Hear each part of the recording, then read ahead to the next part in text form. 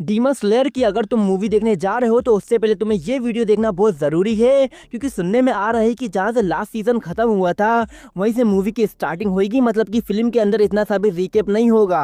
और अगर तुमने डीमन स्लेयर नहीं देखी है और तुम मूवी देखने जा रहे हो एंड तुम्हें समझ के देखना है तो ये वीडियो आपके लिए है। लेकिन एक प्रॉमिस करना कि मूवी देखने के बाद तुम डीमन स्लेयर को स्टार्टिंग से देखोगे।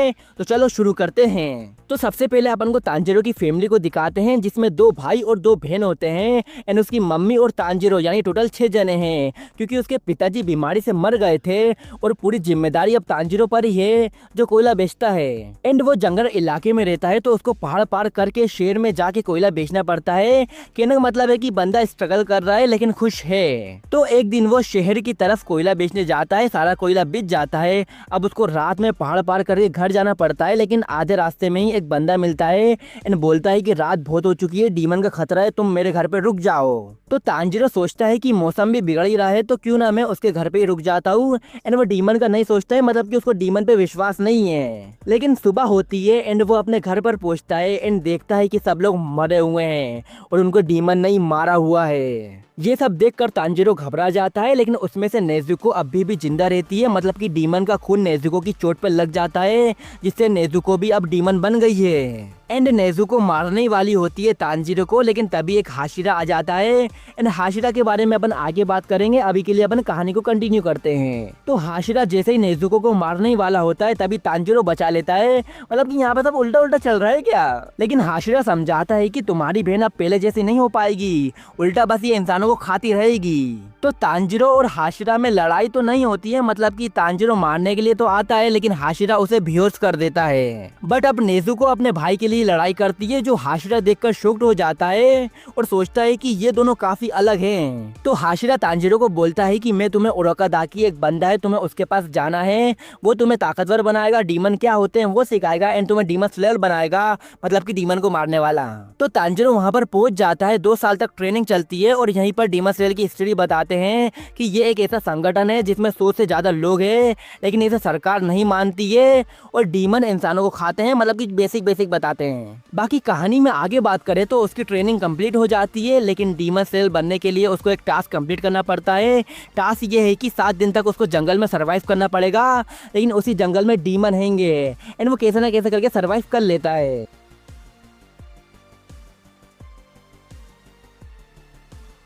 तो वो फर्स्ट मिशन को पार कर लेता है, मतलब कि डीमन को मार देता है। लेकिन दूसरे मिशन में उसका सामना मुजान से हो जाता है।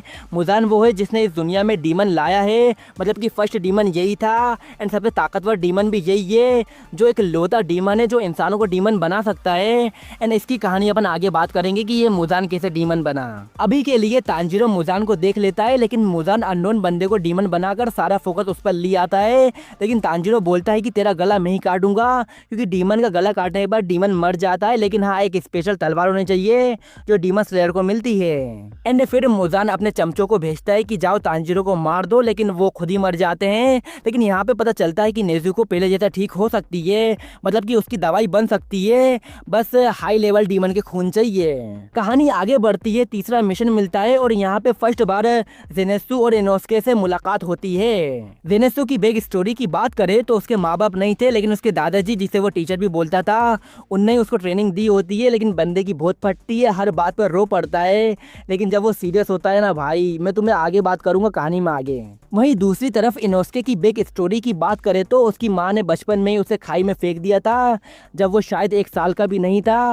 लेकिन उसकी माँ ने बोला था कि तुम यहाँ पे अच्छे से जी सकते हो, और उसका पूरा बचपन ही जंगलों में बीता है, इसलिए वो इतना जंगली है। अब आते हैं इस सीजन के लास्ट मिशन पे, जो एक हाई लेवल डीमन है, मतलब कि मुजान ने अपना खून देकर उस डीमन को बनाया है, जो बहुत खतरनाक था। क्योंकि यहाँ पर 2 हाशिरा को भेजते हैं मारने के लिए और यहीं पर तांजीरो की पावर भी बढ़ जाती है, मतलब कि एक और टेक्निक सीख लेता है एंड कैसे ना कैसे वो सब डीमन को मार देते हैं, मतलब कि हाई लेवल वाले को भी। अब सब खत्म हो गया है एंड तांजीरो और उसकी बहन को डीमन स्लेयर हेडक्वार्टर में बुलाते हैं, इसलिए कि जो तांजीरो की डीमन बहन है, क्या उसको ऐसे ही जिंदा छोड़ना सही रहेगा या नहीं। एंड यहीं पर सब हाशिरा देखने मिलते हैं। हाशिरा का मतलब टॉप के बंदे जो हाई लेवल डीमन को मार सकते हैं। लेकिन इन सबके भी एक हेड है जिनका नाम कगाया है, जो हाशिरा इनकी बहुत इज्जत करते हैं।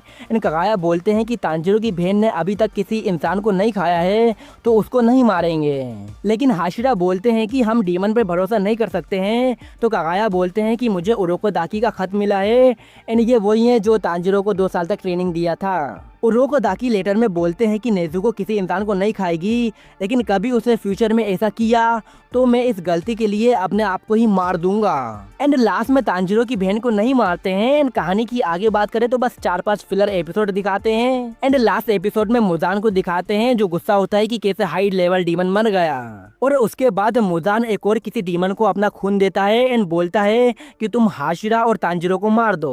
वहीं दूसरी तरफ तांजिरो की टीम अपने नेक्स्ट मिशन के लिए तैयार हो जाती है जो ट्रेन में है।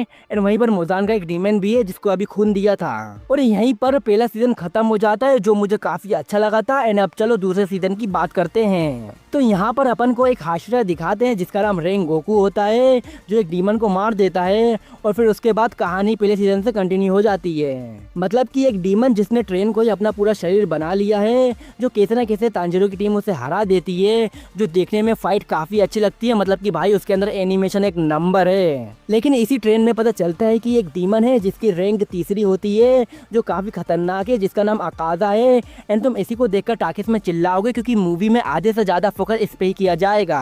तो कहानी की बात करें तो रेंगोकू अकाजा डीमन से लड़ाई करता है, काफी अच्छी टक्कर देता है। मतलब तुम कह सकते हो कि ऑलमोस्ट हरा ही दिया था, लेकिन फिर भी अकाजा कैसे ना कैसे करके उसे मार ही देता है। और ये फाइट मैं लफ्जों में बयान नहीं कर सकता हूँ क्योंकि मैं इमोशनल हो जाता हूँ जब रेंगोकू मर जाता है एंड सब रोते हैं एंड तांजिरो रोता है। भाई वो सब खतरनाक लगता है यार। और 1-2 एपिसोड तो भाई इसके गम में ही निकल जाता है। बट कहानी आगे बढ़ती है एंड अपन को एक और हाशिरा को दिखाते हैं जिसका नाम तेंगेंग होता है, जो एक मिशन पर जा रहा है। और मैं एक बात बता दूं कि इस हाशिरा की 3 बीबी होती है, जो वो भी एक मिशन पर ही है, लेकिन अब उनका कुछ खबर नहीं आ रहा है कि क्या वो जिंदा भी है एंड क्या वहीं पे कुछ डीमन खतरनाक आ तो नहीं गए।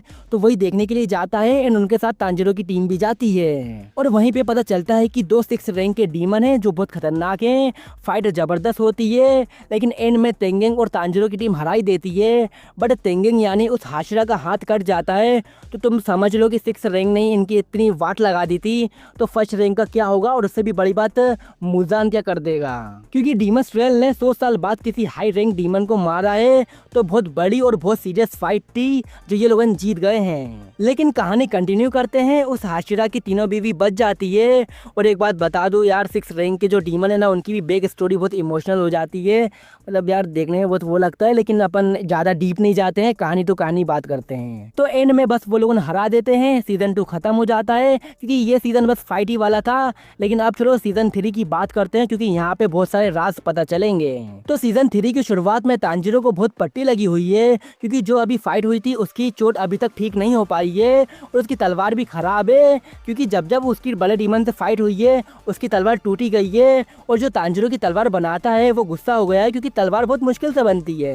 तो तांजिरो उनसे माफी मांगने और शुक्रिया बोलने के लिए उनके गांव जाता है, जहां पर डीमन स्लेयर की तलवारें बनती हैं। फिर उसके बाद मुजान को दिखाते हैं, जो फर्स्ट टाइम सब हाई लेवल डीमन एक साथ देखने मिलते हैं, जो बात करते हैं कि 6 रैंक का डीमन कैसे मर गया है, क्योंकि मुजान के लिए भी वो बहुत बड़ी बात है। फिर उसके बाद कहानी आगे बढ़ती है, तांजिरो उस गाँव में पहुंच जाता है, और वहीं पर 2 हाशिरा भी होते हैं, जिसका फर्स्ट का नाम मिसोरी होता है और दूसरे का नाम मियोचिरो। लेकिन फैक्ट की बात ये होती है कि इसी गांव में 2 डीमन भी होते हैं जो हाई लेवल के हैं, मतलब कि 4 और 5 नंबर के मान लो।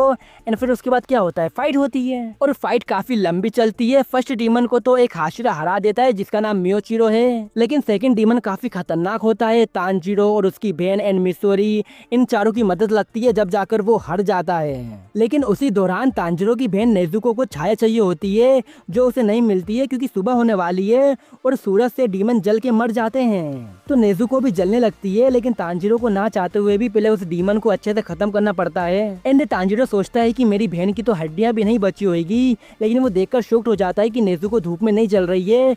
मतलब कि ये पहली डीमन बन चुकी है जिसने सूरज को काबू कर लिया है, एंड अब उसको अंधेरे में रहने की कोई जरूरत नहीं है। वहीं दूसरी तरफ मुजान को दिखाते हैं, जो खुश हो जाता है क्योंकि वो भी यही करने में लगा हुआ है कि मैं कैसे सूरज से नहीं जलूं। तो कहानी ये है कि आज से 100 साल पहले जब मुजान इंसान था तो वो बहुत बीमार रहता था, और उसके पास ज्यादा दिन नहीं बचे थे। उसका वेद उसको दवाई तो पिलाता था, लेकिन मुजान को कुछ इतना फर्क नहीं पड़ता था। तो मुजान ने एक दिन गुस्से में आकर उस वेद को मार दिया।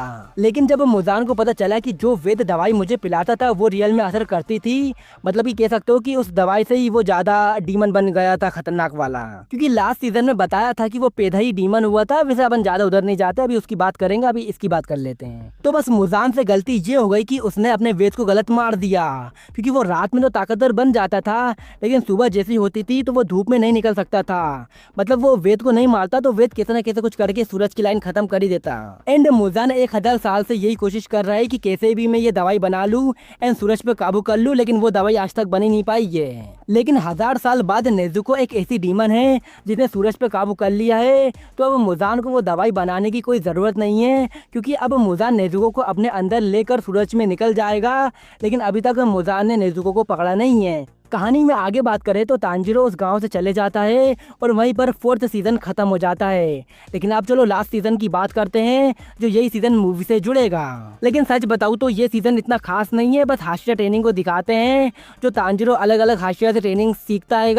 लेकिन फिर भी एक रिकेप बात करते हैं। तो कहानी शुरू होते ही दो हाशिरा को दिखाते हैं, जिसका फर्स्ट का नाम ओबनाई होता है और दूसरे का नाम शिनोसोकावा होता है। जो ये दोनों एक डीमन का पीछा कर रहे होते हैं और पीछा करते करते एक टाइम पे वो एक ऐसी जगह पे पहुंच जाते हैं जो आज तक देखी नहीं है और वो एकदम से गायब हो जाती है। एंड सच बताऊं तो वो मुजान का अड्डा था जिसमें डीमन भरे जा रहे हैं, भले ही वो कोई से भी लेवल के हो। लेकिन अपन कहानी में वापिस आते हैं, सब हाशिरा लो डीमन स्लेयर को ट्रेनिंग दे रहे हैं, जो ऑलमोस्ट यही सब दिखाने में सब एपिसोड निकल जाते हैं। बट लास्ट वाले एपिसोड में मुजान हाशिरा के लीडर से मिलने आता है, थोड़ी इधर उधर की बातें होती है एंड एंड में वो लीडर अपने आप को उड़ा लेता है, जिसमें उसकी बेटी, उसकी पत्नी सब मर जाती हैं। एंड वो ये सब इसलिए करता है कि मुजान को चोट लग जाए, और होता भी ऐसा ही है क्योंकि पूरा प्लान सही चल रहा होता है, सभी हाशिरा मारने ही वाले होते हैं मुजान को। लेकिन तभी इन्फिनिटी कैसल खुल जाता है और सभी डीमन स्लेयर और हाशिरा उसके अंदर चले जाते हैं। एंड यहीं पर सीजन खत्म हो जाता है और बाकी की स्टोरी अपन को यही मूवी में देखने मिलेगी। लेकिन उससे पहले मैं वो कैरेक्टर बता देता हूँ जो मूवी में ज्यादा फोकस करेंगे। तो सबसे पहले जेनेत्सु, जो हर सीजन में रोता हुआ दिखाया है, लेकिन यहाँ पर बंदा फुल सीरियस है, क्योंकि जब उसको चुड़िया चिट्ठी देने आती है तो हो सकता है कि उसमें लिखा होगा कि डीमन स्लेयर ने तुम्हारे मास्टर को मार दिया है। तो यहाँ पर बंदा फुल सीरियस हो गया है, जो पहली बार अपन को जागते हुए इसकी लड़ाई देखने मिलेगी। वहीं अकादा पर भी फुल फोकस करेंगे, उसकी बैक स्टोरी बताएंगे जो जाहिर सी बातें इमोशनली होगी, और बाकी हाशिरा की थोड़ी थोड़ी फाइट दिखाएंगे। बाकी मूवी कुछ घंटों में आने वाली है तो पता चली जाएगा। एंड वैसे भी ये वीडियो बहुत लंबी हो गई है तो इसको यहीं पे एंड करते हैं। लेकिन उससे पहले यार सब्सक्राइब लाइक कर देना, क्योंकि यार 2 दिन से लगातार मैं कुछ नहीं कर रहा हूँ, बस इसके एपिसोड देखे जा रहा हूँ। मैंने 2 साल पहले देखा था, लेकिन वापस से रिकेप कर रहा हूँ कि मुझे भी रिकेप हो जाएगा और तुम्हें भी रिकेप करवा ही दिया है। एंड मिलते हैं अगली वीडियो में, बहुत मेहनत लगी तो सब्सक्राइब लाइक कर देना। एंड मिलते हैं अब इसके रिव्यू में, तब तक के लिए बाय।